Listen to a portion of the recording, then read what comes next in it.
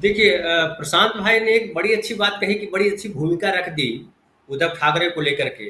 और जहां स्टालिन की बात की, ममता की बात की, उद्धव ठाकरे ने जितने साल अभी 2 साल 2.5 साल से जो मुख्यमंत्री पद पे हैं, तो आप देखिए लगातार बीजेपी के सारे हथकंडे को फ्लॉप करते गए। एक जिक्र खाली प्रशांत भाई ने छोड़ दिया, उसका मैं जिक्र करके फिर आगे बढ़ूंगा कि राज ठाकरे को उन्होंने आगे बढ़ाया था पिछले दिनों अजान वाले मुद्दे पे। और लगा था कि अब जो है या फंसेंगे शिवसेना वाले लोग या उद्धव ठाकरे फंसेंगे। लेकिन आपने देखा कि किस बुद्धिमत्ता से, किस समझदारी से, बिना गलत किस्म के डायलॉगबाजी किए हुए राज ठाकरे को चुप करा दिया और बहुत ही अच्छे तरीके से उसको कहीं मान लिया। और एक हिंदू नेता को ये कहना पड़ा कि राज ठाकरे ने जो है हिंदू राजनीति को खराब कर दिया। अब जब लाइसेंस की बात आएगी तो गणपति की पूजा हम कैसे करेंगे सड़क पे? तो ये स्थिति पे लाके खड़ा कर दिया।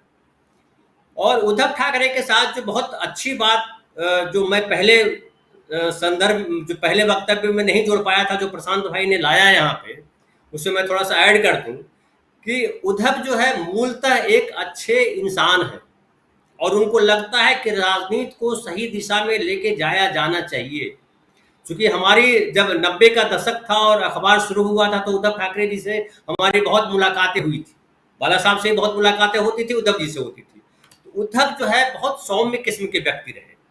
मैं थोड़ा सा और भूमिका में दूं कि मुंबईकर एक अभियान शुरू किया था 90 के दशक में, जिसको जो है राज ठाकरे जी ने फ्लॉप कर दिया।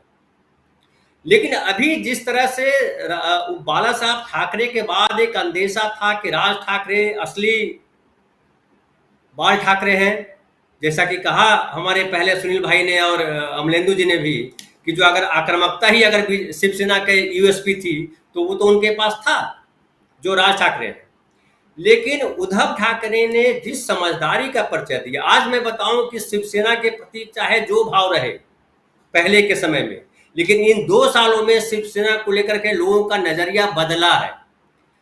वो चाहे आप अजान वाले मुद्दे पे बात कीजिए या और दूसरे मुद्दे पे। मुंबई में एक तरह समझिए बड़ा अमन चैन का माहौल चल रहा है।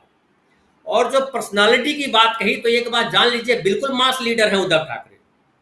एकनाथ शिंदे उनके सामने नहीं टिक पाते हैं, नहीं टिक पाएंगे। छगन भुजबल भी बाला साहब के सामने टिक नहीं पाए थे। छगन भुजबल कांग्रेस में गए और कांग्रेस के बाद फिर वो एनसीपी में गए, शरद पवार की छत्र छाया में रहे। अगर शरद पवार की छत्र छाया नहीं होती तो छगन भुजबल कहीं दिखाई नहीं पड़ते, जैसे आज नारायण राणे कहीं दिखते नहीं है।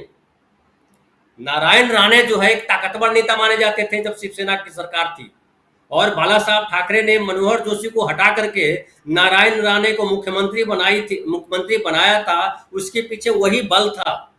लेकिन जब ये निकले तो किस तरह से खत्म हो गए नारायण राणे। आज आप देख रहे हैं कि बीजेपी उनको डिफेंड नहीं कर पा रही, बचा नहीं पा रही है। सच ये है कि गोपीनाथ मुंडे और प्रमोद महाजन के जाने के बाद बीजेपी में आज भी कोई उनके कद का नेता नहीं है। कांग्रेस ने भी पृथ्वीराज चौहान और जो एक और चौहान साहब, भी मैं नाम भूल रहा हूं, जो चीफ मिनिस्टर भी रहे, जो चौहान साहब के बेटे हैं, शायद प्रशांत भाई को याद होंगे उनका नाम, अशोक चौहान जी। तो वो दो जो महत्वपूर्ण नेता रहे उनको कांग्रेस ने आगे नहीं किया है। कांग्रेस दूसरे नेताओं को आगे करके रखी हुई है। वैसी स्थिति में शरद पवार के बाद अगर कोई ताकतवर पर्सनालिटी अभी महाराष्ट्र में है तो वो उद्धव ठाकरे ही हैं। अगर एकनाथ शिंदे का बयान देखिए, एकनाथ शिंदे ने क्या ट्वीट किया दोपहर में। उन्होंने कहा कि हम कट्टर शिव सैनिक हैं, हम बाला साहब के अनुयायी हैं और हम सत्ता के लिए कोई धोखा नहीं करेंगे। ये 3 लाइन में स्पष्ट संदेश है कि क्या वो उद्धव ठाकरे से आमने सामने की लड़ाई करने की हैसियत रखते हैं एकनाथ शिंदे? नहीं रखते। और अगर एकनाथ शिंदे ये जानते हैं कि अगर उस तरह का हम लड़ाई लड़ने जाएंगे तो हमारे सामने न तो छगन भुजबल वाली स्थिति है, शरद पवार है, न कांग्रेस है। बीजेपी अभी बचाने की मुद्रा में नहीं है। और इसीलिए आप गौर कीजिए कि बीजेपी जो है सरकार बनाने वाली जो भूमिका होनी चाहिए पार्टी की, 106 विधायक आपके पास है, 26 या 36 या जो बोलिए वो सब टूटने की बात आ रहे हैं। 2/3 भी समझिए आ गए इनके साथ विधायक, मान लिया कि, तो वो नहीं दिख रहा है। कितना भी जोड़ तोड़ गणित कर रहे हैं बीजेपी वाले लोग, तो जो इनके पिछले मुख्यमंत्री हैं उनकी हैसियत इस लेवल पे नहीं है जहां जन नेता के तौर पे या मास लीडर के तौर पे खड़े हो पाए। वो मोदी के नाम पे ही खड़े हैं, इनके जो सीटें हैं वो मोदी के नाम पर है, और ये जो सरकार बनाने की बात कर रहे हैं वो मोदी के नाम पे ही कर सकेंगे। लेकिन गुजरात और महाराष्ट्र दोनों अगल बगल का प्रदेश है, ये समझिए। और जिस तरह से देश के दूसरे हिस्सों में, समझिए मध्य प्रदेश में कांग्रेस की सरकार थी, वहां बड़ी आसानी से आपने विधायकों को तोड़ दिया, इस्तीफा दिला दिया, फिर जितवा दिया। वो यहाँ इतना आसान नहीं होगा। अगर समझिए ठाणे के सारे विधायक जो है चले जाते हैं बीजेपी के साथ और इस्तीफा करा देते हैं, तो उनका जीतना आसान नहीं है, क्योंकि बाला साहब के साथ इमोशनली लोगों लेवल पे जुड़े हुए हैं, और वो उद्धव ठाकरे के साथ भी वो जुड़ाव है।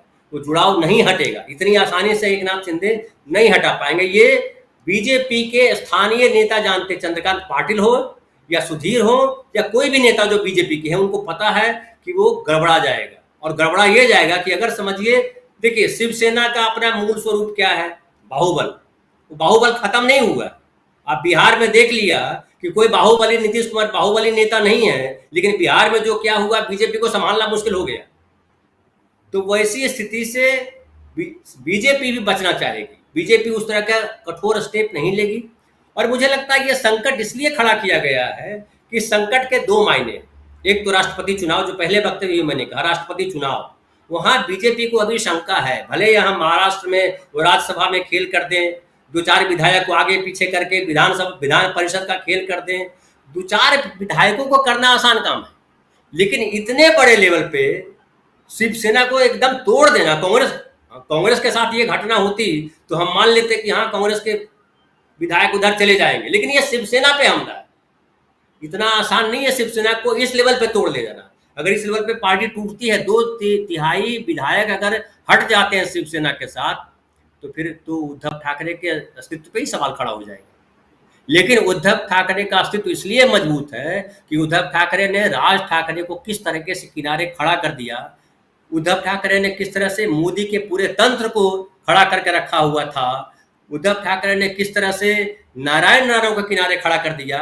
उससे पता चलता है कि उद्धव ठाकरे एक ताकतवर, समझदार नेता हैं। भले उसमें दिखाई पड़े आपको बाहर से कि शरद पवार का उसमें सपोर्ट है, शरद पवार की बुद्धि है, लेकिन तो मुझे लग रहा है कि ये जो कोशिश है, ये किसी तरह से उलझा करके कुछ करके, हो सकता है कल ये जो है, एक और समझिए, एक और मैं आपके सामने समीकरण रखता हूँ कि एकनाथ शिंदे अगर अपने 2/3 शिवसेना के विधायकों को लेकर के चले जाते हैं बीजेपी के पास और बीजेपी के साथ सरकार बना लेते हैं, मान लिया कि, तो एकनाथ शिंदे को क्या चीफ मिनिस्टर बनाएगी बीजेपी?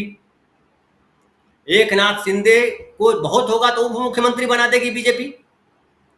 तो भाई आज भी ये उद्धव ठाकरे के बाद जो है बड़े नेता है शिवसेना में, शहरी विकास मंत्री है।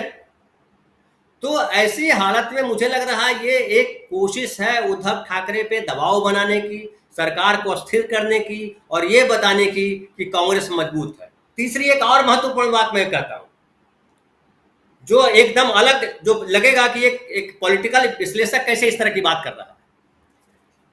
देखिए आप गौर कीजिए पूरे मोदी की राजनीति को, तो ये टीवी सीरियल की तरह जो है ना, हर वीक एक धमाका ला के देते हैं, हर वीक एक धमाका इनके पास है।